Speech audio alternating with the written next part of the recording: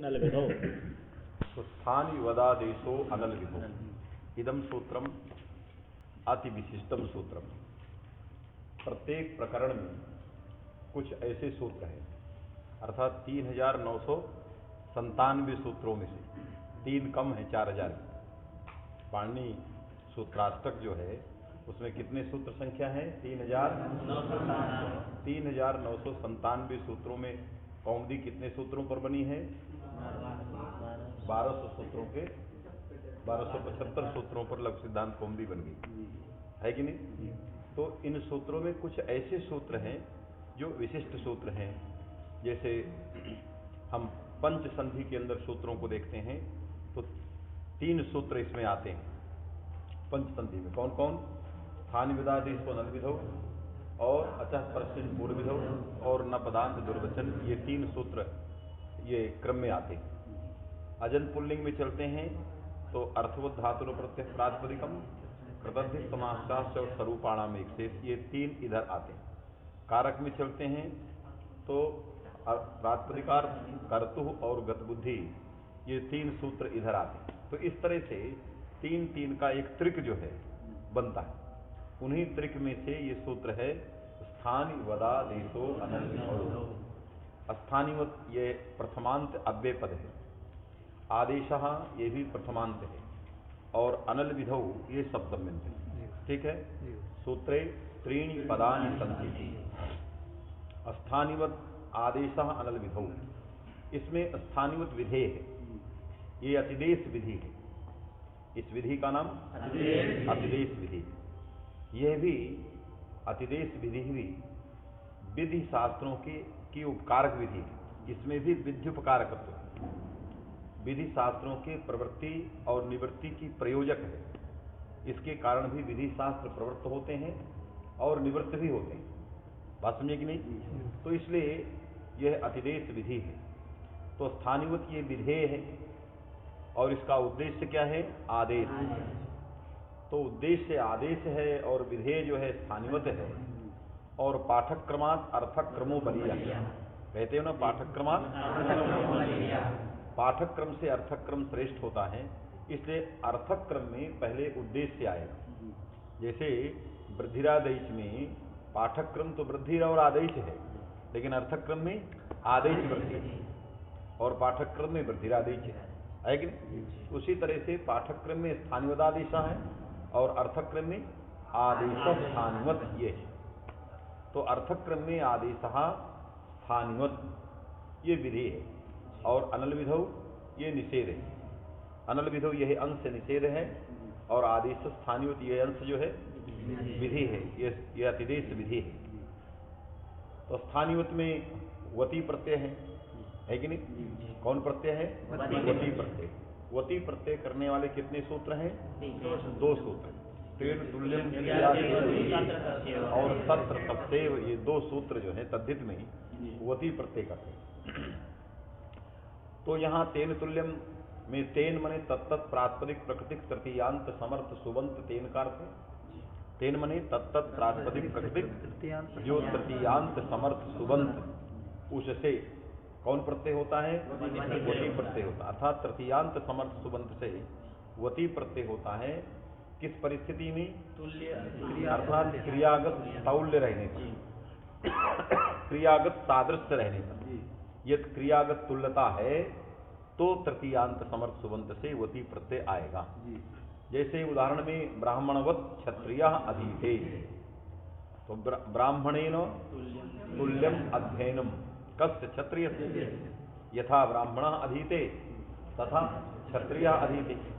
तो यहाँ वती प्रत्यय ब्राह्मणेन तुल्यम ब्राह्मणवत ये प्रयोग बनता ना, ब्राह्मणेन तुल्यम क्षत्रिय कर्तृकम अध्ययनम, माने ब्राह्मण कर्तृकम अध्ययन तुल्यम क्षत्रिय कर्तृकम अध्ययनम। क्योंकि ब्राह्मणवत अधीते में ब्राह्मण शब्द ब्राह्मण कर्तृक अध्ययन परक है और क्षत्रिय भी क्षत्रिय कर्तृक अध्ययन है, क्षत्रिय अधीते है। बात समझे कि नहीं? क्योंकि जब तक ब्राह्मण जो है ब्राह्मण कर्तृक अध्ययन परक नहीं होगा तब तक तेन तुल्यम क्रिया चेदवती सूत्र की प्रवृत्ति नहीं होती।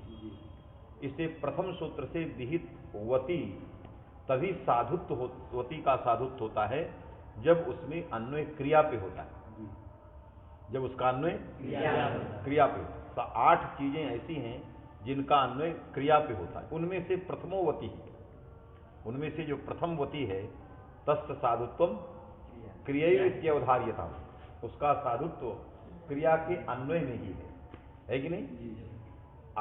माने साधुत्वम अष्टकस्यास्य क्रियैरित्यवधार्यता, कारकम प्रथमोवती। कारक का साधुत्व तभी है जब वो क्रिया के साथ अन्वित हो। प्रथम वती तेन तुल्यम क्रिया चेदवती, मैंने प्रथम सूत्र से विहित वती का साधुत्व तभी है जब उसका अन्वय कहाँ हो? क्रिया के साथ। इससे 8 वस्तुएं हैं जिनका साधुत्व क्रिया के अन्वय, क्रिया में अन्वय के साथ होता है। समझ में बात आ गई? तो यहाँ ब्राह्मणवत अधीते, माने ब्राह्मणवत क्षत्रिय अधीते में ब्राह्मणवत क्षत्रिय, ये जो वाक्य है इसमें ब्राह्मण शब्द से आने वाला वती तभी साधुत्व को प्राप्त करेगा जब उसका अन्वय क्रिया में हो, है कि नहीं? तो कैसे करेंगे? तो ब्राह्मण शब्द को ब्राह्मण कर्तृक अध्ययन परक मानेंगे। ब्राह्मणवत का अर्थ है ब्राह्मण कर्तृक अध्ययन तुल्यम। यहाँ अर्थ ब्राह्मणवत बने ब्राह्मण सदृशा, ये नहीं, ब्राह्मण कर्तृक अध्ययन सदृशा, है कि नहीं? इस अर्थ में उसको लेंगे। तो ब्राह्मण शब्द ब्राह्मण कर्तृक अध्ययन परक, बात में है कि नहीं? तो जब अध्ययन परक होगा तो ब्राह्मण कर्तृक अध्ययन तुल्यम क्षत्रिय कर्तृकम अध्ययनम। तो अध्ययन क्रियागत तौल्य माने सादृश्य को लेकर के ब्राह्मण जो इत्याकारक शब्द है, तत्प्रकृतिक समर्थ सुबंत तृतीयांत ब्राह्मणेन से कौन प्रत्यय आ गया? वती प्रत्यय आ गया। क्या बन गया? ब्राह्मणेन वत। अब तद्धितांतत्वात् प्राप्ति संज्ञा विभक्ति चली गई, ब्राह्मण वत बन गया। और स्वरादिगण में वत का पाठ है। स्वरादिगण में किसका पाठ है? वती, वत प्रत्यय का पाठ है। वती वहां स्वरादिगण में आता है। तो केवल प्रत्यय का प्रयोग होता नहीं, तो वती से क्या लेंगे? वत्वत, वत्यंत लेंगे। वत्यंत कौन होगा? ब्राह्मण वत, क्षत्रिय वत, स्थानी वत, ये सारे वत्यंत होंगे। इनको स्वरादिगण में पाठ होने से क्या कहेंगे? अव्यय कहेंगे। तो अव्यय कहेंगे तो उससे उत्तर आने वाली विभक्ति भी अव्ययादार सुपा से लोप हो जाएगी। समझ में आया? तो इसलिए स्थानीवत भी यही है, अस्थानिना तुल्यम, है कि नहीं? अस्थानिना तुल्य आदेश, अस्थानिना तुल्य आदेश, अस्थानी से तुल्य आदेश है। तो यहाँ स्थानीय और आदेश में क्या तौल्य है?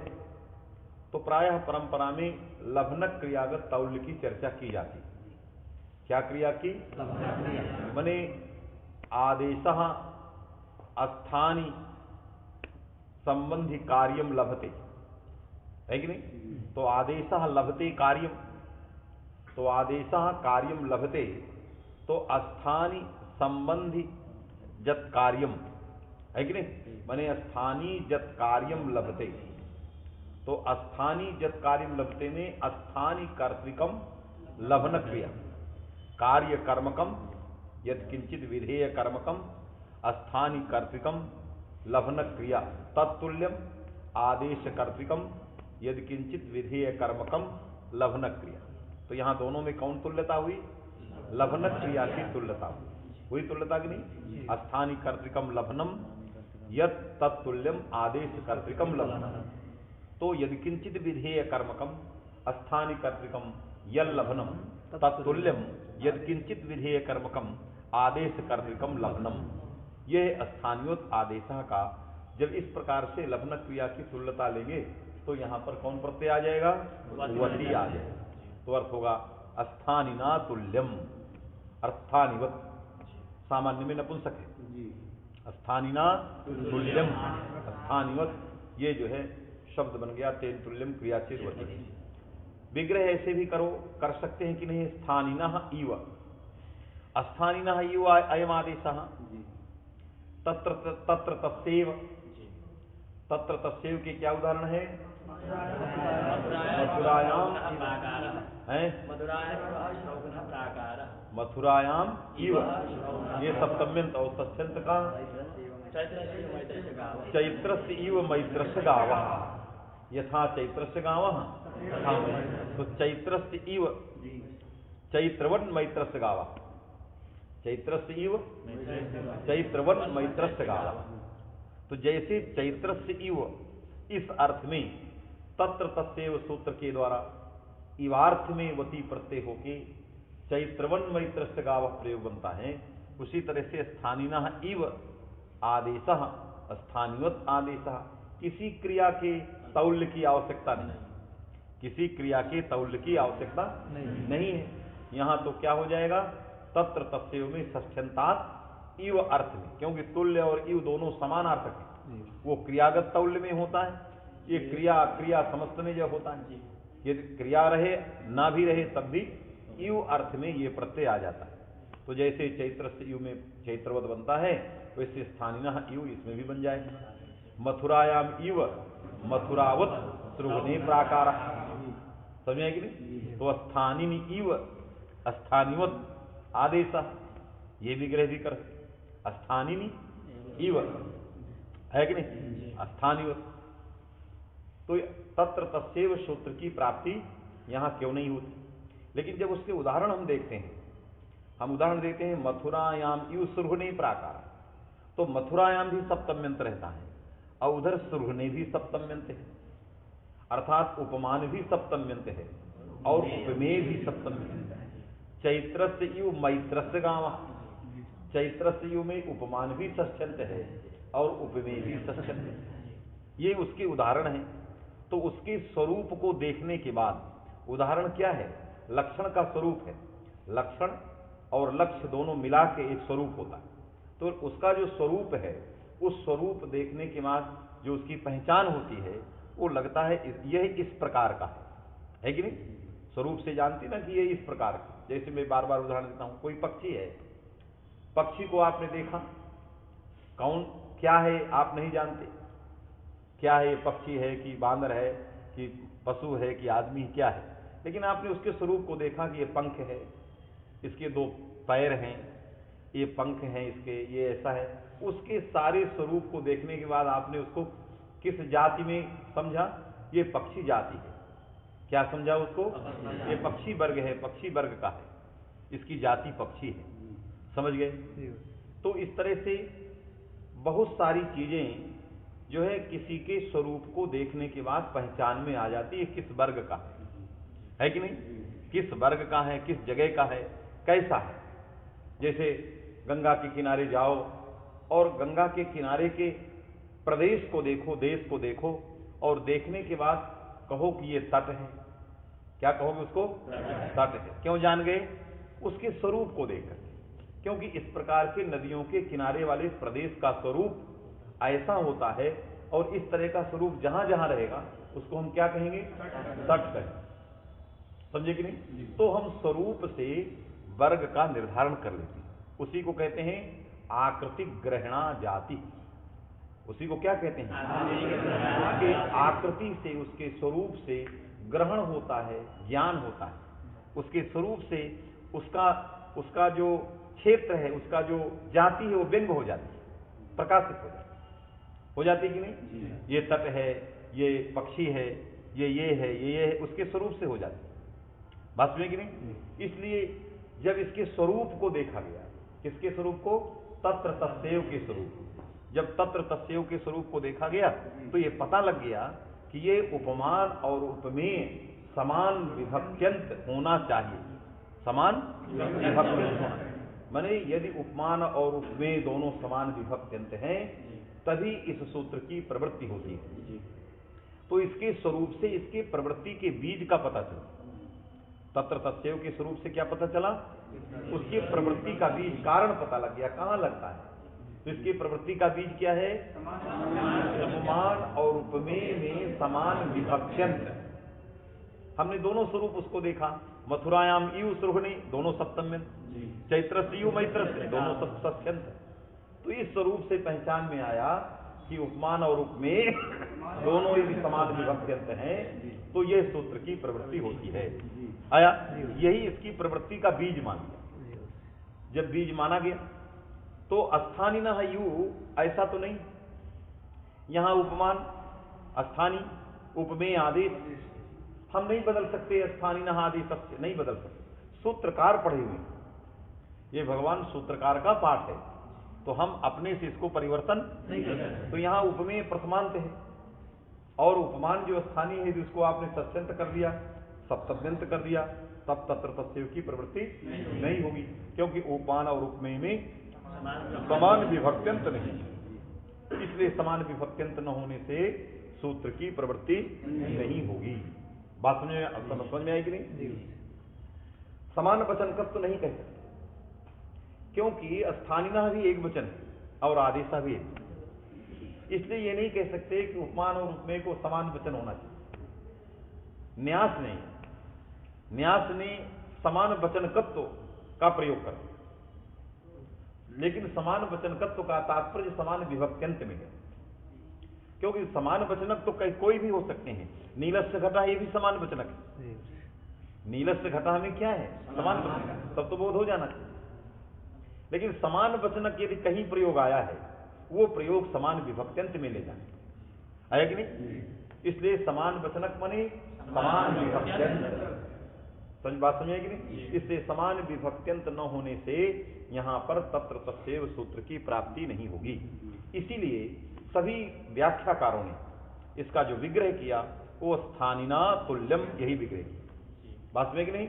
माने स्थान कर्तृक जो अध्यय, स्थान कर्तृक जो प्राप्ति है, उस प्राप्ति के समान आदेश में भी प्राप्ति रहेगी, है कि नहीं? तो इसलिए तेन तुल्यम क्रिया चेदवती से लभनक क्रिया, काशिका ने लभनक क्रिया की चर्चा नहीं की। काशिका ने कहा स्थानीय यत् कार्यम लभते नहीं, ये नहीं कहा। स्थानीय लभते की व्याख्या न करके स्थानीय वर्तते, स्थानीय वर्तते, आदेशा वर्तताम, ये दूसरी तरफ चले गए। स्थानीय है कि नहीं? स्थानीय है, स्थानीय तो रहेगा ही, है कि नहीं? वो उतना वो उद्वेजक नहीं है, उतना वो बहुत अच्छा लक्षण नहीं है। लेकिन लभनक क्रिया का जो लक्षण है वो वस्तुतः ठीक है। स्थानीय प्राप्नोति, आदेशा प्राप्नुहि, आदेश भी उसको प्राप्त करे, है कि नहीं? तो आदेशः प्राप्नोतु यदि स्थानीय प्राप्नोति, बात में कि नहीं? तो इसलिए लभनक क्रिया का तौल्य जो है वो ठीक है। काशिका में बहुत सारी ऐसी चीजें हैं जो सिद्धांत कौमुदी से बड़ी विपरीत हैं। यदि आप काशिका पूरा देखें तो सिद्धांत कौमुदी से बड़ी विपरीत व्याख्या है, और बहुत जगहों में, एक दो जगहों में नहीं, बहुत जगहों में विपरीत व्याख्या है। इसलिए हम लोग सिद्धांत कौमुदी जैसे पूरा होगा वैसे हम लोग काशिका शुरू करेंगे। हम एक बार प्राचीन व्याकरण के भी उन ग्रंथों को स्पर्श करेंगे, है कि नहीं? मैं भी जगह जगह काशिका तो देखी है, अक्षरशः मैंने भी नहीं पढ़ा कि एक तरफ से चला हो और पूरा हो गया हो, क्योंकि वो अष्टाध्यायी क्रम है, वहां पहले वृद्धिरादेश मिलेगा। तो इस क्रम से भी हमें जानना चाहिए कि ऐसे क्रम से उन्होंने क्या अच्छी व्याख्या, 14 सूत्रों पर बड़ी लंबी चौड़ी व्याख्या कर, वहां एक एक 14 सूत्रों पर व्याख्या, है कि नहीं? इसलिए वो ग्रंथ है। हम लोग चूंकि इस परंपरा में रह गए तो सिद्धांत कौमुदी को ही देखते रहे, हमें इसके पूर्ववर्ती आचार्यों को भी देखना चाहिए। इसलिए हम लोग इससे रिक्त होने के बाद फिर काशिका पर हम लोग करेंगे। और काशिका प्रथमावृत्ति, द्वितीयावृत्ति दो हैं, लघु काशिका, बृहत काशिका और फिर भाष्य है। फिर इसके बाद वो क्रम भाष्य में आता है। बात समझ में आ गई? तो काशिकाकार ने किस दृष्टि से लिखा, बहुत जगह उदाहरणों में भेद है, तात्पर्य में भेद है, सूत्रार्थ में भेद है, बहुत सारी परिवर्तन है। अब किसका क्या औचित्य है ये जब वो पढ़ेंगे तो इसके बाद चलेगा जी। समझ में आ गया? तो बन गया स्थानवत आदेशा। इस सूत्र की आवश्यकता है कि नहीं ये विचार करना है। इस सूत्र क्यों बनाया गया, क्या प्रयोजन है, बात समझे कि नहीं? किसी चीज के बनाने का कारण क्या होता है, उसका प्रयोजन। यदि आप किसी कार्य को प्रारंभ करते हैं तो पहले आप फल को मन में रख लेते हैं, और हमारे स्तोत्र भी हमको ठगते हैं, ऐसा नहीं है, वो भी हमको अच्छी अच्छी लुभावने फल बताते हैं कि नहीं? कहते हैं ऐसे हो जाएगा, त्रिसंध्यम पठेत नित्यम सह कुबेर समो भवे। कितना बड़ा हमको उस कार्य में प्रवृत्त करने के लिए कितना लोभ दे रहे हैं, माने हमको वो समझ रहे हैं कि ये इस तरह के लोग हैं, ये नहीं करेंगे, इसलिए ऐसे ऐसी लोभ हमको दे रहे हैं। तो किसी कार्य में प्रवृत्ति के लिए फल का होना तो अनिवार्य है कि नहीं? फल अवश्य मन में रहता है, तभी हम उस कार्य को प्रारंभ करते हैं। फल न रहे ये बड़ा असंभव है। और फल न रहना क्या कहा जाएगा? निष्काम कहा जाएगा। निष्काम का भी कोई फल होगा। हमने उसको फल की भावना से नहीं किया, लेकिन जो किया उसका कुछ फल होगा। यदि सोचे क्या फल होगा, तो यही फल है कि हमारा अंतःकरण विशुद्ध कर रहा है। इससे कम, ये कम बड़ा फल है। सकाम कर्म से ये इसमें मल भरा रहे और निष्काम कर्म से मल दूर हो जाए। ये कम फल, बहुत बड़ा फल है। समझे कि नहीं? तो इसलिए इसका प्रयोजन क्या है? भगवान पाणिनि को इस सूत्र बनाने की जरूरत क्या पड़ी? क्योंकि लोक में देखा गया, लोक न्याय है, तत्स्थानापन्न तद्धर्मम लभते। तत्स्थानापन्न गुरु स्थानापन्न राजा स्थानापन्न कश्चित पुरुष तद्धर्मम लभते। यदि गुरु स्थानापन्न शिष्य है तो वो जो अग्र आसनादि कार्य हैं उन समस्त पूजा आदि धर्म को प्राप्त कर लेता है। ये एक लोक में किसी के स्थान में कोई अभिषिक्त कर दिया जाए, है कि नहीं? जैसे गुरु ने अपना लिख दिया कि मेरा प्रतिनिधि आ रहा है, तो आपको वहां मंच में जगह मिल जाए, मिलेगी कि नहीं? मिल जाए। यद्यपि आजकल लिख देते हैं प्रतिनिधि न प्रेष्य, है कि नहीं? क्योंकि उतना उन्हें बचाना है, भेज दिए कार्य, तो वहां लिख देंगे प्रतिनिधि न प्रेष्य, माने प्रतिनिधि मत भेजिए आप। लेकिन फिर भी यदि कोई गुरु अपने शिष्य को प्रतिनिधि के रूप में भेज देता है, तो लोक में गुरु स्थानापन्न होकर वो जा रहा है, तो अग्र आसन जो है वो मंच में प्राप्त करे, है कि नहीं? उसी तरह जब लोक में तत्स्थानापन्न व्यक्ति तद्धर्म को प्राप्त कर लेता है, पूज्यत्वादि जो धर्म है, पूज्यत्वादि जो धर्म है, उन समस्त धर्मों को अग्र आसन प्राप्ति, कर्तृत्व, पूज्यत्व, श्रेष्ठत्व, है कि नहीं, सम्मानत्व, पाद संवाहनत्व, यदि शिष्य के यहां चला गया, किसी धनी के यहां गया तो पाद संवाहनत्व, ये सारी चीजों को, उच्च स्वादयुक्त भोजनत्व, ये सब सर्वम लभते। और आगमन काले दक्षिणाया प्राप्ति, सब सर्वम अपि लभते लोकन्याय लोके, वो सारी चीजें लोक में प्राप्त हो जाती। तो जैसे लोक में है वैसे स्थानी स्थानापन्न आदेशा। यहां स्थानी कौन है? जो गुरु समकक्ष स्थानी है। स्थानी मने कोई पूछेगा स्थानी मने, तो स्थान वाला। आपसे पूछा जाएगा धनी मने, तो आप कहोगे धन वाला। तो आपसे पूछा स्थानी मने, तो आप कह दो स्थान वाला। स्थान वाले को स्थानी कहते हैं। स्थानम अस्ति अस्ति स्थानी। तब वो पूछेगा स्थान मने, तब कहोगे स्थानम च प्रसंग प्रसिद्धत्वा। स्थान का अर्थ प्रसंग है कि नहीं? तो स्थानी मने प्रसंग वाला, प्राप्ति वाला, जिसमें कोई कार्य प्राप्त होता है। जैसे इक में यण प्राप्त होता है, इक में यण प्राप्त है, इक प्रसंग में यण है, इसलिए इक को क्या कहेंगे? स्थानी। तो स्थानी मने प्रसंगी, स्थानी मने प्रसंगी, सीधी सी व्याख्या है प्रसंगी। और यदि उस व्यक्ति को प्रसंगी नहीं समझ में आ रहा तो कह दो कारजी। कारजी यावत, बहुत सरल शब्द है उसके। तो स्थानी मने प्रसंगी, कहेगा प्रसंगी किसको था, तब कहो कारजी यावत, उसमें यावत जोड़ दो, जिससे उसको लगे कि ये अब इसकी बात बस फलितार्थ है, इससे सरल हम नहीं कह सकते, आपको आए या ना आए। बात समझे कि नहीं? तो स्थानी का अर्थ होता है प्रसंगी, है कि नहीं? प्रसंगी माने कारजी। तो स्थानी स्थानापन्न आदेश। स्थानी गे, रामायण में स्थानी कौन है? गे। तत्स्थानापन्न क्या है? या। तद्धर्मम लभते, सुप्तम लभता। यदि गुरु स्थानापन्न शिष्य दक्षिणा प्राप्त कर सकता है, अग्रासन प्राप्त सकता है, उसकी वो पूजा को प्राप्त कर सकता है, तो स्थानीय स्थानापन्न जो आदेश है या, ये भी सुप्त को प्राप्त करेगी। यदि सुप्त को प्राप्त कर दिया तो लोकन न्याय नहीं वो सकल सिद्धौ संजातायाम इदम सूत्रम किमर्थम व्यर्थम। फिर इस सूत्र की क्या उपयोगिता रहेगी, है कि नहीं? तब कहो कि इस सूत्र की आवश्यकता इसलिए है क्योंकि स्वरूपम शब्दस्या शब्द संज्ञा सूत्र बने हुए।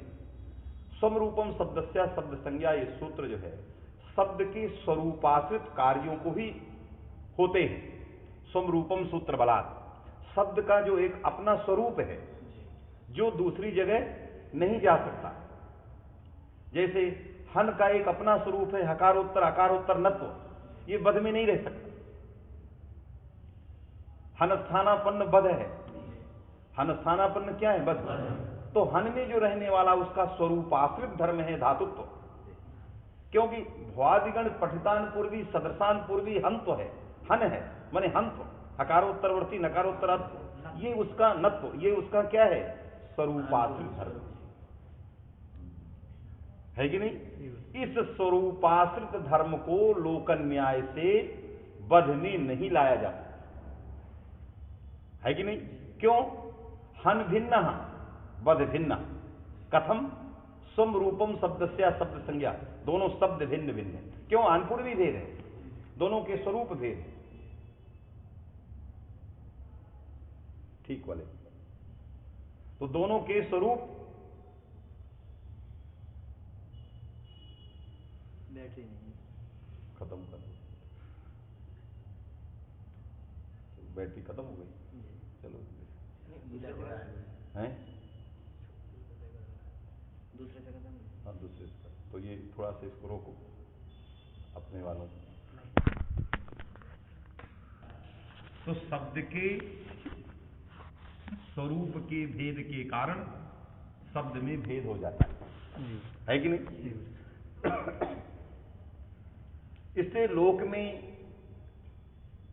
गुरु के शरीर का जो स्वरूप आश्रित कार्य है, उसके स्वरूप का स्वरूपाश्रित कार्य है, जो स्वरूप के कारण उसमें होता है। गुरु का स्वरूपाश्रित कार्य क्या है, गुरु का स्वरूपाश्रित कार्य है उच्छिष्ट भोजन। उसका शिष्य, उसके दीक्षित शिष्य क्या करेंगे, उसका उच्छिष्ट भोजन लेंगे, लेकिन शिष्य का वो उसको ऊंचा आसन देंगे, है कि नहीं, पाद संवाहन करेंगे, दक्षिणा देंगे, सम्मान करेंगे, लेकिन उसका जूठा नहीं खाए, क्योंकि ये उसके शरीर का धर्म है। ये धर्म क्या है, शरीर का धर्म। तो जैसे लोक में भी स्वरूपाश्रित कार्य शिष्य में नहीं प्राप्त होते, वैसे स्वरूप को बताने वाला सूत्र स्वरूपम, शब्द के स्वरूप अलग अलग है। वध का स्वरूप अलग, हन का स्वरूप अलग। हन का जो स्वरूपाश्रित कार्य है क्या, धातुत्व, क्योंकि भ्वादिगण पठितान पूर्वी बद नहीं है।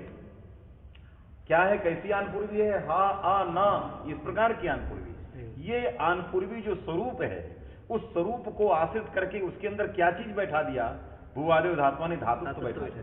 वो धातुत्व बध की आनपूर्वी में नहीं रहेगा। तो जब बध की आनपूर्वी में नहीं रहेगा तो बध धातु ही नहीं होगी। जब धातु नहीं होगी तो उससे कोई भी कार्य प्राप्त नहीं, बात में कि नहीं, धातु को निमित्त मान करके होने वाले कार्य नहीं प्राप्त। इसलिए इस सूत्र, यह सूत्र आवश्यक है। क्या आवश्यक था कि यहां स्वरूपाश्रित भी धर्म चले जाएं, स्वरूपाश्रित कार्य भी आदेश प्राप्त कर ले। लोक व्यवहार में कोई नियामक सूत्र न होने के कारण गुरु के शरीर का, के स्वरूप का आश्रित जो उच्छिष्ट भोजन कर्तृत्व था वो शिष्य में नहीं गया। उच्छिष्ट भोजन जो कर्तृत्व था या उच्छिष्ट भोजन प्राप्तित्व था वो जो है शिष्य में नहीं गया, वास्तविक में। तो इसलिए लोक में इस प्रकार का कोई विधायक अतिदेश करने वाला शास्त्र नहीं था। इसलिए गुरु स्थानापन्न जो शिष्य है, उस शिष्य का जो उच्छिष्ट भोजन है वो जो है नहीं होता। क्यों, गुरु के स्वरूप का आश्रित कार्य है उच्छिष्ट भोजन, उच्छिष्ट पदार्थ की भुजिक क्रिया, बात समझे कि नहीं। यहां चूंकि स्वरूप आश्रित नहीं प्राप्त था, इसलिए यह सूत्र बनाना पड़ा। इस सूत्र ने जो स्थानीय के स्वरूप को आश्रित करके होने वाले कार्य थे, जैसे गे का स्वरूप आश्रित कार्य क्या है, सुप्त, क्योंकि स्वादिपांत समुदाय का जो घटक होगा उसी में यह रह सकता है, यकार नहीं है। यकार स्वादि पांत समुदाय के अंदर आता ही नहीं है। तो यह ज्ञ का स्वरूपासित कार्य था, स्वरूपासित धर्म था सुप्त।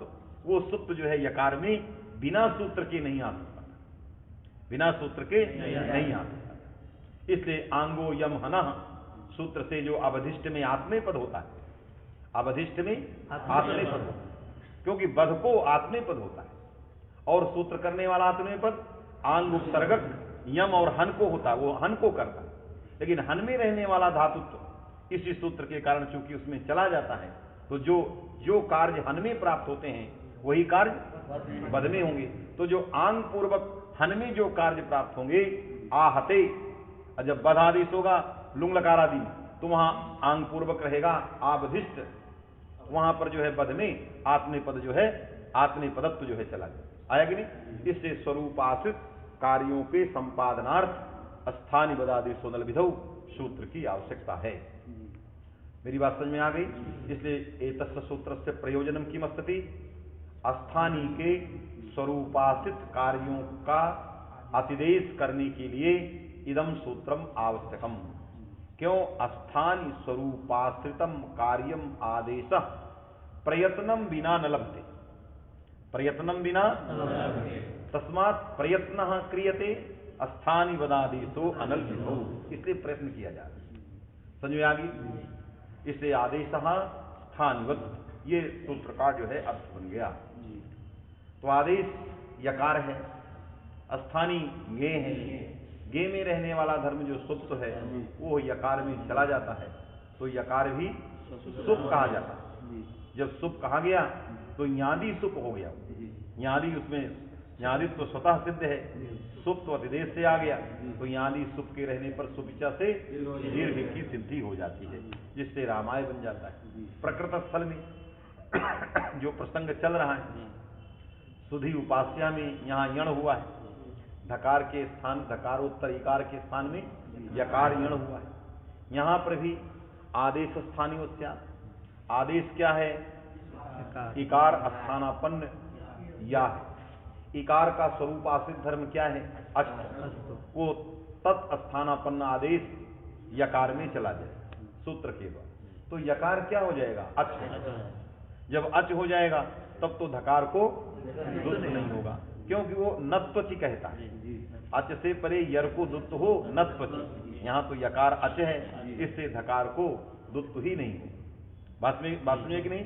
तो दुत्व निषेध की कर्तव्यता हो जाए कि दुत्व निषेधा यथा स्यात्, हम स्थानीय सूत्र से उसमें अच तो ले आएंगे। इसके लिए ये सूत्र यहाँ आशंका किया, इसलिए सूत्र जो है यहाँ लग गया, तो यहाँ दुत्व नहीं प्राप्त हो। बात में कि नहीं? दूसरा उसका अंश है अनल विधौ। अनल विधौ की जो वृत्ति में लिख दिया है, न तो स्थान न्यलाश्रय विधौ, न तो स्थान अलाश्रय, सूत्र में आश्रय नहीं था, सूत्र में सीधे अनल विधौ, वहां अनलाश्रय विधौ नहीं था, ऐसा नहीं था। आश्रय शब्द का उल्लेख सूत्र में नहीं। विधीयते असौ विधि कार्यम, विधि का अर्थ क्या था? कार्य, कर्म में की प्रत्यय है। विधीयते असौ विधि, विधि मने कार्यम। इस सूत्र में विधि अतः परस्मिन् पूर्व विधौ की विधि, अन्नपदांत विधि की विधि, ये तीन जगह लगातार विधि आया है। स्थानीय विदादेशो नल विधौ, अतः परस्मिन् पूर्व विधौ, अन्नपदान दुर्वचन विधौ, है कि नहीं? वहां भी विधि। इन सूत्रों में कर्म साधन है और उस सूत्र में भाव साधन है कि नहीं? माने वहां का विधि शब्द यहां से विपरीत स्थिति में चला गया, वहां भाव साधन और यहां कर्म। इसलिए पूछा जाता है कि विधि शब्द भाव साधन कर्म साधनो वा यथा ग्रंथम विविच्यताम, यथा ग्रंथम विविच्यताम। बात समझे कि नहीं? तो इसलिए यहां जो विधि शब्द है वो कर्मणि की प्रत्यय है, कर्म में की प्रत्यय करने वाला सूत्र उपसर्गे होगी, भाव में करने वाला उपसर्गे होगी, है कि नहीं? तो भाव में की, कर्म में की, भावे का अधिकार, कर्म में बाहुलकात, क्योंकि सभी कृत प्रत्यय बाहुलकात होते हैं, तो बाहुलकात कर्म में की प्रत्यय हो, तो क्या बन गया? विधीयते असौ विधि। फिर षष्ठी समास करो, आलह विधि अल विधि, न अल विधि अनल विधि, तस्मिन् अनल। आलह विधि में अल पदोत्तर षष्ठी है कि नहीं? अल्पदोत्तर षष्ठी किससे आई? शेषे सूत्र से आई। शेष का अर्थ संबंध है।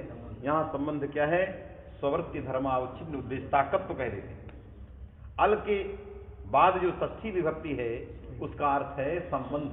कौन सा संबंध? स्ववृत्ति धर्मावच्छिन्न उद्देश्यताकत्व। ये कर देते, अभी ये कर दे रहे हैं, अभी हम बताएंगे कि उसमें कुछ अंतर है। स्ववृत्ति धर्मावच्छिन्न लिख लो, स्ववृत्ति धर्मावच्छिन्न उद्देश्यताकत्व। क्यों ऐसा संबंध मान लिया?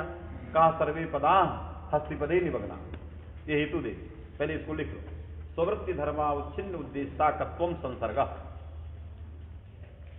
अल विशिष्टो विधि अल विधि वैशिष्टं च स्ववृत्ति धर्मावच्छिन्न उद्देश्यताकत्व संबंध। एक ही संबंध लगा, उद्देश्यताकत्व माने अल उद्देश्यक विधि होना चाहिए, बस इतना ही है। अल को उद्देश्य करके विधि होना चाहिए, बात में कि नहीं? अल की उद्देश्यता कई रूप में हो सकती है। अल जो है षष्ठी को होकर के भी उद्देश्य हो सकता है, जैसे इका भी उद्देश्य है, अची भी उद्देश्य है। इकोणची में दो उद्देश्य हैं, अची भी उद्देश्य है कि नहीं, और इक भी उद्देश्य है। तो उद्देश्य जो है, किसी भी कार्य का उद्देश्य अल हो तभी ये निषेध लगता है। तो अल उद्देश्य कई रूप में हो सकता है। यदि सप्तम्यंत कहीं है तब भी उद्देश्य हो सकता है, षष्ठ्यंत है तब भी उद्देश्य हो सकता है, पंचम्यंत है तब भी उद्देश्य हो सकता है, क्योंकि उदाह में पंचम्यंत उद्देश्य है। तो पंचम्यंत भी रहेगा अलाह तब भी उद्देश्य, सप्तम्यंत रहे तब भी उद्देश्य, षष्ठ्यंत रहे तब भी उद्देश्य, और षष्ठ्यंत रहे तो उद्देश्य है ही। षष्ठ्यंत तो हमेशा उद्देश्य है। इससे चार प्रकार से उद्देश्य प्राप्त हो जाए। यह अल विधि के प्रति, कार्य के प्रति कहता है ग्रंथकार, व्याख्याकार की चार प्रकार से उद्देश्य हो सकता है। और चारों को एक सूत्र में बांधने के लिए ऐसा संसर्ग बनाओ कि चारों आ जाएं। वही है स्ववृत्ति धर्मावच्छिन्न उद्देश्यताकत्व। इसलिए कहा सर्वे पदा हस्तिपदे निबग्ना, इसमें तो सब आ गए। बात समझे कि नहीं? सर्वे पदे मैंने हाथी के पैर में सारी चीजें आ गई। तो इतना बड़ा इसका मुख है कि यदि सप्तम्यंत रहे तब भी आया, षष्ठ्यंत रहे तब भी आया, पंचम्यंत रहे तब भी आया, तृतीयांत रहे तब भी आया। वास्तविक नहीं, कई प्रकार से विधि में उद्देश्यता ली जाती है। कहीं तृतीयांत बन के कोई उद्देश्य है, कोई षष्ठ्यंत बन के उद्देश्य है। तो जिस किसी भी रूप में उद्देश्य रहे वो सबका संकलन हो जाए, इसके लिए इस प्रकार का ऐसा व्यापक संसर्ग की कल्पना की है।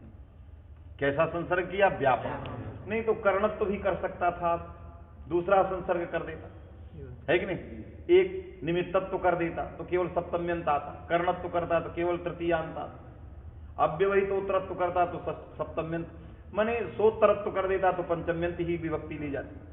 ऐसा ले लिया कि पूरे के पूरे को बता दिया। बात में कि नहीं? क्या संसर्ग बनाया? माने अलवृत्ति जो धर्म, अल में रहने वाला धर्म, उस धर्म से अवच्छिन्न कोई व्यक्ति और उस व्यक्ति को उद्देश्य करके होने वाला कोई कार्य, उस कार्य का नाम है अलवृत्ति धर्मावच्छिन्न उद्देश्यताक कार्य, है कि नहीं? अल में रहने वाला कोई धर्म और उस धर्म से अवच्छिन्न माने युक्त कोई व्यक्ति, है कि नहीं? क्योंकि धर्म उसमें रहेगा। ऐसा व्यक्ति, उस व्यक्ति को उद्देश्य करके होने वाली विधि माने कार्य, उसको क्या नाम रहेगा? अल विधि, उसको कहेंगे अल विधि। बात समझे कि नहीं? जैसे रामायण में आप पहले घटा लो, यहां अल क्या है? एकार। अल क्या है? एकार। राम ए, गे है, गे में अनुबंध चला गया, राम ए, तो अल कौन हुआ? ए। उस अल में रहने वाला धर्म सुत्व, यत्व, है कि नहीं? तो अल कौन हो गया? एकार। उसमें रहने वाला धर्म सुप्त, उससे अवच्छिन्न कौन हुआ? उससे अवच्छिन्न सुप, उससे अवच्छिन्न कौन होगा? सुप। और उसको निमित्त मान करके होने वाला कार्य दीर्घ, उसको निमित्त मान करके होने वाला कार्य दीर्घ, इससे निषेध लगेगा, दीर्घ में निषेध लगेगा। बात समझे कि नहीं? अभी यहां इतने ले लेते हैं, फिर कैसे बात होगा अलग बात, वहां नहीं जाएंगे। तो कहने का मतलब है कि हमने समास किया अलाह विधि अल विधि ही, ये समास किया। लेकिन दीक्षित जी को ये समास अभीष्ट नहीं, वो अलाश्रय लिख रहे हैं। वो मध्यम पद लोपी समास की ओर जा रहे हैं। हमने बीच में मध्यम पद नहीं रखा क्योंकि टीकाकारों ने नहीं रखा, कोई टीकाकारों ने नहीं रखा, इन्होंने रखा। क्यों रखा? ये बहुत बारीकी से व्याख्या करना चाहते हैं। जो टीकाकार बढ़ाना चाहते हैं वो सब घटा के ले आना चाहिए। क्यों लंबी चौड़ी कर रहे हैं? इससे समास करो सारी चीज आ जाए। क्यों इस तरह की बात कर रहे हैं? पहले कम बोलो फिर उसको हटाने एक एक कोटि बढ़ाते रहो, वास्तविक नहीं, इसलिए वो इकट्ठा डाल देना चाहिए। इसने कहा कि वहां अलविधि का अर्थ क्या है? अलाश्रय चासौ विधिश्च, ऐसा समास। अलम आश्रयते अलाश्रय, अलम आश्रयते अलाश्रय, वास्तविक नहीं। तो अलम आश्रयते अलाश्रय। अब आपसे पूछा जाएगा कि अलम आश्रयते में कौन प्रत्यय किए हो जिससे अलाश्रय बन गया? कौन प्रत्यय किए? कहो पचाद्यच किए। कहोगे क्या किए? पचाद्यच किए। तो जब पचाद्यच किए तो जब प्रौढ़ मनोरमा की सिद्धि आप करने लगे, आप कहते हो प्रौढ़ानाम मनः रमयति इत्यर्थिकाम, तो मनः रमयति में आपने पचाद्यच क्यों नहीं कर रहे थे? क्यों आप पचाद्यच को रोक रहे थे? कहा वहां कर्मण्य बाधक बैठा, कहते थे ना मनोरामी हो जाएगा। यदि मांत मान करके मित हो गया तो मनोरमी हो जाए, ह्रस्व हो जाए, वास्तविक कि नहीं? तो आपने वहां जब विग्रह करने लगे मनः रमयति, मनांसि रमयति, तो मनांसि रमयति इस विग्रह में पचाद्यच कर्मण्य की प्राप्ति दोनों कराए और कहा पचाद्यच का बाधक है। इससे आपने कहा रमयति रमा और मनसाम, ऐसा चले गया। आपने समास की प्रक्रिया बदल दी, बदला कि नहीं? वहां आपने बंसीधर की तरह आप विग्रह करने लगे, धरती की धरा, गंगाधर की तरह गंगाया धरा, उसी तरह रमयति रमा और मनसाम रमा षष्ठी में चले गए, जिससे ये प्राप्त न हो। कौन? कर्मण्य। पहले आपने रमा बनाया फिर ये कर, तो यहां विग्रह आप कर रहे हो अलम आश्रय थे। अलम तो कर्म है और आंग पूर्वक श्री धातु है, तो यहां पर भी तो कर्मण्य बाधक होगा, तो अण प्रत्यय होगा तो क्या बनेगा? श्राय। तो क्या बनेगा? अलाश्राय। अलाश्राय चासो विधिश्च। ये आश्रय कैसे बना दिया है कि नहीं? अब इन्होंने बना के रखा है। समझ में बात आई?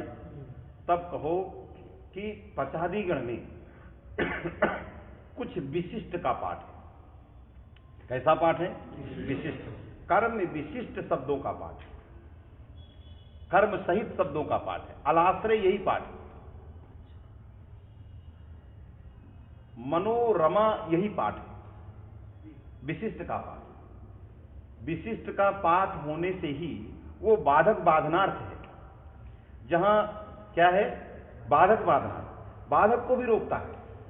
बाधक कौन था? कर्मण्य, उसको रोकता है। क्यों? विशिष्ट पाठ किया गया। तो कुछ विशिष्ट है उस, और वो आकृतिगण है, तो उस प्रकार के विशिष्ट वाले अन्य भी ले लिए जाएंगे, बात समझे कि नहीं? इसलिए मनांसि रमयत ये भी विग्रह सही। मनांसि रमयत ये विग्रह क्या है? सही। इसलिए सही है।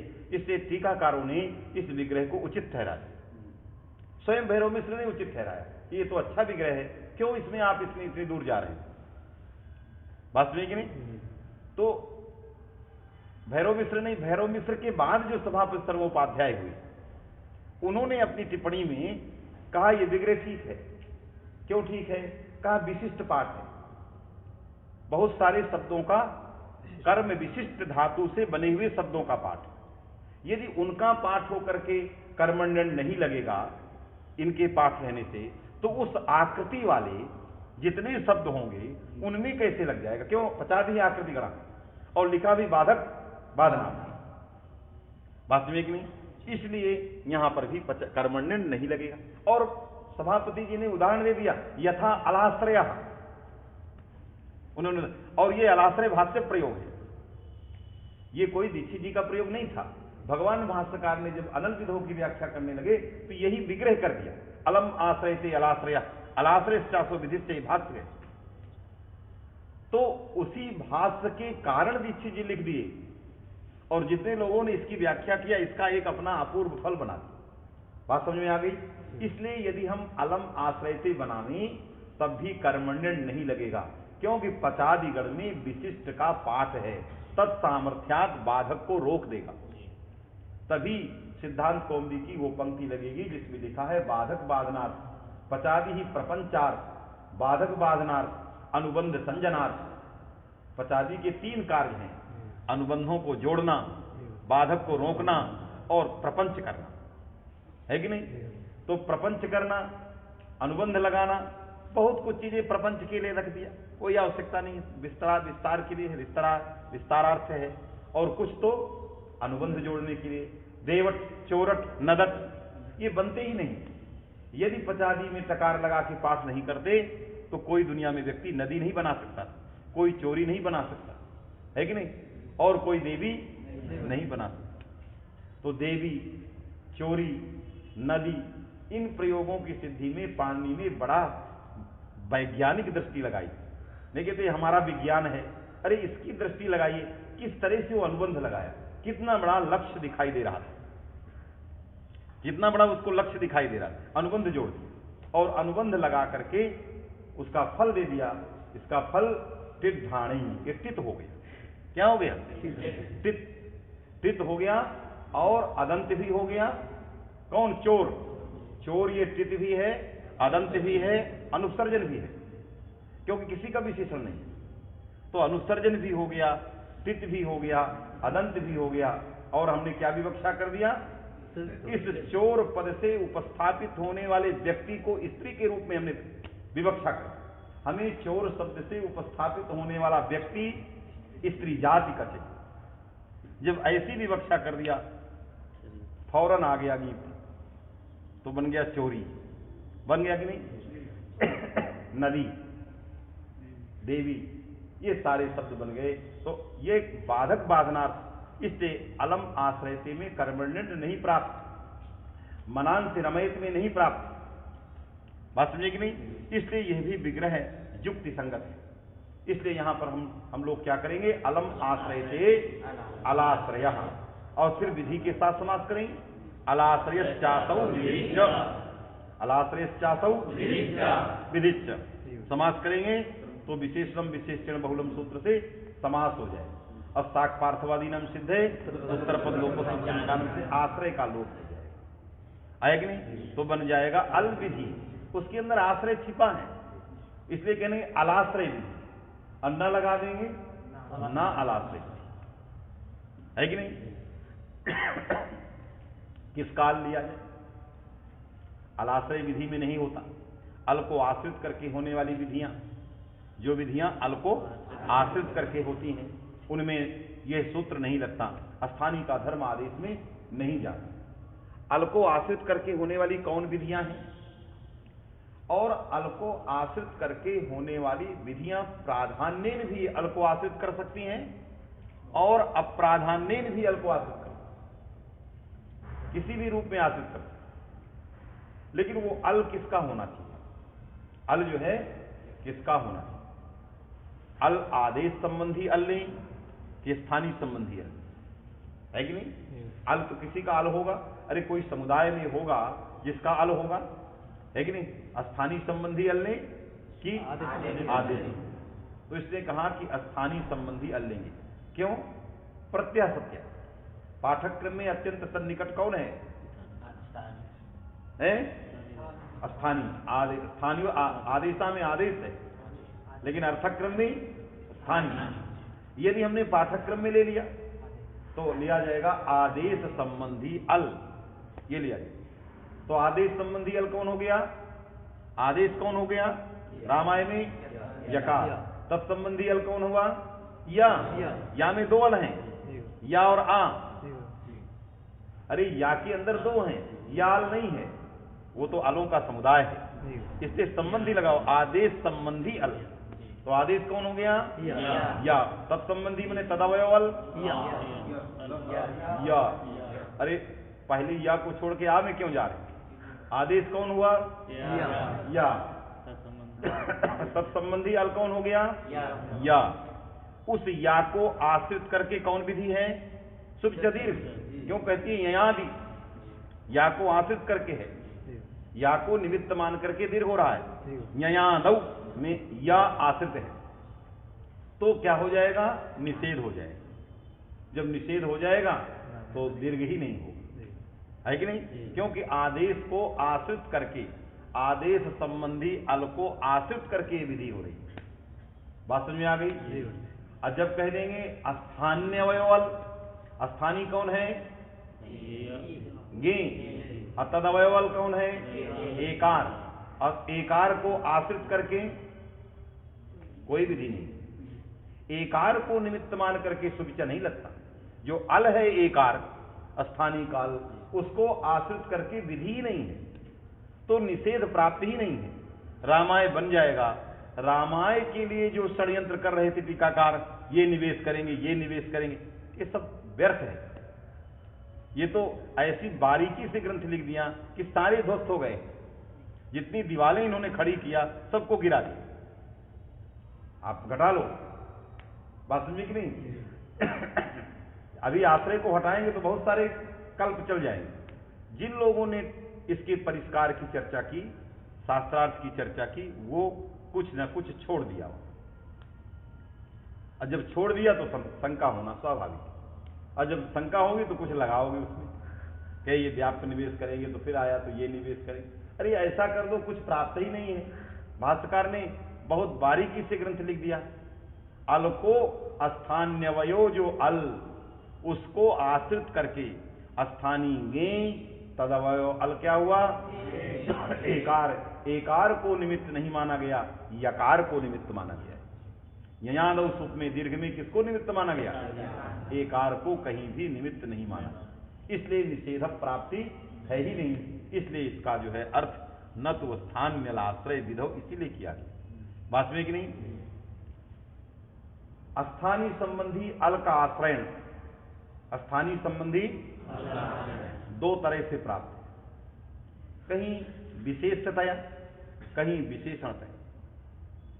कहीं विशेषतया भी स्थानीय काल मिलता है, कहीं विशेषणतया मिलता है। यदि ये ले लें कि स्थानीय का अवयव अल जहां विशेषतया होगा वहीं पर ये निषेध लगेगा, तब प्रपठ्य में नहीं लगेगा, इटकागम हो जाएगा। प्रपठ्य है कि नहीं?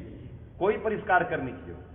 प्रपठ्य में इसलिए मूल ग्रंथ आपको पढ़ा रहा हूं। प्रपठ्य में प्राउपसर्गक पठ धातु और कौन प्रत्यय? अक्त्वा प्रत्यय। और समास हो गया प्रापठ का अक्त्वा के साथ, तो क्या बन गया? लेप हो गया। अब आप कहोगे यहां पर स्थानीय संबंधी अल है कि नहीं? स्थानीय संबंधी अल क्या है? स्थानीय क्या हुआ? त्वा। तदवयो अल, तदवयो अल तकार। तकार तो अनुबंध है। तदवयो अल क्या हुआ? तकार। उस तकार को आश्रित किया गया है किसमें? आर धातु कसेट बलादे के बल में, क्योंकि बल अल ही है और बल में ता आता है।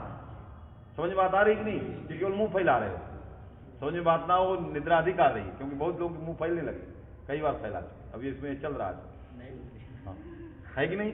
तो स्थानीय संबंधी क्या हुआ? त्वा। तदवयवल स्थानीय अवयवल कौन हुआ? तकार। स्थानीय त्वा, तदवयवल तकार। अब तकार को आश्रित करके कौन विधि है? इडागम विधि है। लेकिन वो बल विशेषणतया है इडागम विधि में। किसमें विशेषण है बल? आर धातुके में। आर धातु कसेट बलादि, आर धातु कस में बल जो है, बलादि जो है विशेषण है कि नहीं? तो विशेषणतया वहां अल का आश्रयण है। स्थानीय संबंधी अल का आश्रयण बल के रूप में विशेषणतया है। विशेषणतया कोई अलाश्रित विधि होगी, वहां ये निषेध नहीं लगेगा। जब नहीं लगेगा तो क्या आ जाएगा? त्वावृत्ति आर धातुकत्व किसमें आ गया? यकार में। यकार में क्या आ गया? तो आर्धातुक हो गया। त्वावृत्ति आर्धातुकत्व कहां आया? या में आ गया।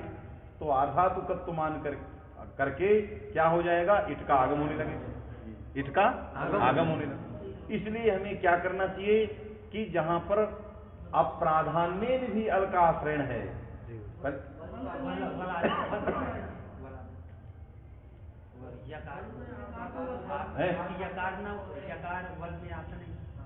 एकार में नहीं आता तो ता तो आता है, तो उसका सब जाएगा, आधात्मक तो जाएगा, बल तो जाएगा, सभी जाएगा, उसमें क्या, सभी जाएगा, उसमें क्या। अरे जो जो चीजें जरूरत थी सब जाएंगी जब लगा रहे। उस तकार के अंदर जो जो जरूरत की चीजें सब उसमें स्थान में आदेश में जाएंगे, है कि नहीं। तो बालादित्य भी गया, आर्धात्मक भी चला गया, तो बलाद्य धातु की यकार के रहने पर क्या हो जाएगा, इकार। इसलिए अलाश्रित जो विधि हो उसमें अल का आश्रयण यथा कथनचित, यथा चाहे प्रधानीभूत अल का आश्रयण हो, विशेषणतया हो, विशेषतया हो। यहां किस रूप में है इरागम विधि में अल का आश्रयण, विशेषण, आर्धातुकत्व में विशेषण, तब भी निषेध लगेगा, तब भी निषेध लगेगा। तो स्थान्यवयवल तकार तदाश्रित विधि कौन हो गई, इरागम विधि, उसकी कर्तव्यता में स्थानीय नहीं होता, तो नहीं होगा, तो तकार वृत्ति बलाद्यार्धातुकत्व जो है नहीं जाएगा, समझ में आया। इसलिए इसका आगम नहीं होगा, इसीलिए बन जाएगा प्रपट्ठ। इसलिए तत्वबोधनीकार ने वहां लिखा होगा आश्रयणं च हि यथा कथंचित न तो प्राधान्य नित्याग्रह ते नेह न प्रपट्ठ इत्यादो इति तत्वबोधनीकारा। इसलिए तत्वबोधनीकार ने उसकी व्याख्या कर दी। बात समझ में आ गई कि नहीं। तत्वबोधनी देखें जी लिखा है आश्रयणं च हि यथा कथंचित न तो प्राधान्येन एव इति आग्रहः, प्राधान्येन एव इति आग्रहः, है कि नहीं।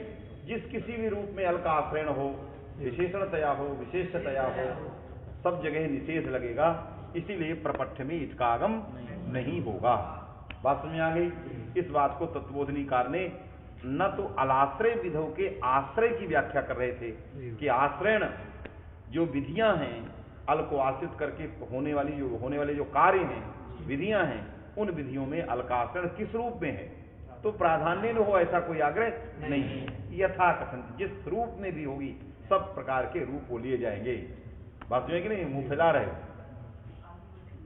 अधिक बढ़ रहा है कि नहीं, समझ में नहीं आ रहा। अभी तो हमने केवल मूल की बात कही, अभी तो उसमें बहुत सारी चीजें, उसको हम स्पर्श नहीं करेंगे। आगे ग्रंथ पढ़ोगे तो उसमें सब मिलेगा, क्योंकि बहुत लोगों के मुंह फैल रहे, इसका भी फैलता, आपका भी फैल रहा, उसका भी फैल रहा। लेकिन मुंह फैलने का लक्षण होता है रस का न टपकना। वो है गुरुजी, पर अपने आप आ रहा है। अपने आप मुझे नहीं आता है, मुझे नहीं आ रहा, इसलिए नहीं आ रहा कि हमें रस जा रहा है। हम लोग भी कहीं बैठ जाएं और मुंह फैलने लगे तो इसका मतलब रस नहीं आ रहा, क्योंकि यह जब टपकेगा तो ये आपको सोने नहीं दे, बेचैन कर। और जब कोई सोने न दे तभी समझ लीजिए कि हमें आ रहा। रात दिन आपको सोने न दे, रात में भी आपको व्याकरण का स्वप्न होने लग जाए, है कि नहीं। आप प्रयोग सिद्ध करते जग जाए रात में, तब देखिए, तब इसका मतलब कि आपकी दिनचर्या बिल्कुल शास्त्र से युक्त है, एकदम लगी हुई है। समझ में बात आ गई। तो न तो स्थान न्यलाश्रय विधौ, तो इसलिए मध्यम पदलोपी समास जो है यहां पर किया गया। इस प्रकार की व्याख्या नहीं की गई कि अलाह विधि अल विधि, सीधे बिना आश्रय को लिए हुए, बिना आश्रय को लिए हुए ऐसी व्याख्या नहीं की गई। अलाह विधि अल विधि, यदि अलाह विधि स्थान्यवयो योवल तत्व विधि, यदि इस तरह से व्याख्या करते किए होते स्थान्यवयो योवल तत्संबंधी जो विधि, है कि नहीं, तो स्थान्यवयोवल रामायण में स्थान्यवयोवल कौन हो गया, एकार, है कि नहीं। तद्वृत्ति धर्म तद्धर्मावच्छिन्न विधि हो गई, तो निषेध ही लग गया। तो आप जबरदस्ती निषेध लगा रहे। यद्यपि ये स्थानीय के अवयव अल को आश्रित करके नहीं होती, ये आदेश के अवयव अल को आश्रित करके, ययादि या, तो ये आदेश का अवयव अल आश्रित है, स्थानीय का अवयव नहीं है। इसलिए सच अल स्थान्यवयवः एव न तो आदेशावयवः, उसी तत्वबोधनी में लिखते हैं ये स्थानीय का अवयव लिया जाएगा, आदेश का अवयव नहीं लिया जाएगा। यदि आदेश का अवयव ले लोगे तो रामायण में दीर्घ एक बात सुनिए कि नहीं। तो मूल कितना सरल व्याख्या कर रहा है, अब आप कितनी क्लिष्ट व्याख्या में घुसे जा रहे हैं। मूल कह रहा है कि अवयव सच अल स्थान न्यवय जी गुरु जी। न तो आदेश, अन्यथा रामाय इत्यादो दीर्घा न स्यात्। रामाय में दीर्घ नहीं, क्योंकि आदेशावयव अल आप ले लेंगे तो आदेशावयव अल कौन है? यकार है, तदाश्रित विधि दीर्घ, निषेध लग जाए, इसलिए स्थानीय। तो जब स्थान न्यवयो ले लिया, रामायण में स्वयं अनल विधौ नहीं लगा, तो फिर अलवृत्ति धर्म ये सब करके क्यों लगा रहे हो? बात में आ गई? ये तो जबरदस्ती आप लगा रहे हैं। लेकिन इसको भी यदि आदेश का भी अल ले लो या आदेश संबंधी अल ले लो, तब भी रामायण में दोष नहीं है, ऐसा भी लोग कहते हैं। हमने सच अल आदेश स्थान न्यवयवा नतु आदेशावयवा, हम ये नहीं कहेंगे, हम आदेश संबंधी अल लेंगे लेकिन कर्मधारय समाप्त करेंगे। आदेश चासो अल ये करेंगे, हम आदेश को लाएंगे स्थानीय पदादेशो नल विधौ से और अल के साथ कर्मधारय कहेंगे, आदेश चासो अल तदाश्रित विधि करेंगे। तो रामायण में यकार आदेश जो यकार है वो अल है, वो तो अल समुदाय है, निषेध ही नहीं लगे, ले लो आदेश है। बात समझे कि नहीं? हम यदि कर्मधारय कर दिए आदेश चासौ अल, यदि ये कर्मधारय कर दिए तो आदेश स्वरूप अल लेने पर भी कोई क्षति नहीं, अर्थात आदेश संबंधी अल ले लिया है, संबंधा मैंने अभेद संबंधा, आदेश संबंधी ले लिया जाए तो कोई क्षति नहीं है। बात समझे कि नहीं? इसलिए कर्मधारय समास करें तो कोई क्षति नहीं, लेकिन कर्मधारय नहीं किया गया। क्या किया गया? षष्ठी तत्पुरुष माना जिन लोगों ने स्थान्यवयवः स्थानिनः अल स्थान्यल सच अवयवावयी भाव संबंधी इस प्रकार का समास किया। आदेशश्चासौ अल ये नहीं किया। बात में कि नहीं? इसलिए आदेशा अवयो अल लेने पर दोष है, स्थान्यवयो अल लेने पर दोष नहीं है। ये प्राचीनों का मत है। किसका मत है? प्राचीनों का मत है। स्थानी चासौ अल ये किसका मत है? नवीनों का मत है। स्थानीय रूप अल लेना पड़ेगा अथवा आदेश रूप अल लेना पड़ेगा। तो स्थानीय रूप अल लेने पर भी कोई क्षति नहीं, आदेश रूप अल लेने पर भी कोई क्षति नहीं, क्योंकि रामायण में कोई क्षति है ही नहीं, ना आदेश स्वरूप अल है ही नहीं है, वो अलों का समुदाय है या दो मिला के। बात समझे कि नहीं? इसलिए अपने पक्ष में ग्रंथ लिखा है, अन्य पक्ष की बात नहीं है। इसलिए बन गया न तो स्थान न्यलाश्रय विधौ, तो सुधय उपास्या में स्थान भाव प्राप्त हो गया। स्थानीय इकार, उस इकार के स्वरूप में रहने वाला धर्म वो कहां रहेगा? सूत्र के कारण। यदि ये सूत्र नहीं होता तो ई के स्वरूप में रहने वाला जो धर्म है वो कभी भी आदेश में नहीं जा सकता। तो इस सूत्र के कारण स्थानीय के स्वरूप का जो धर्म है अष्टो, वो अष्टो यकार में चला गया, दोष आ गया, तो दुत्वम न स्यात्। बात में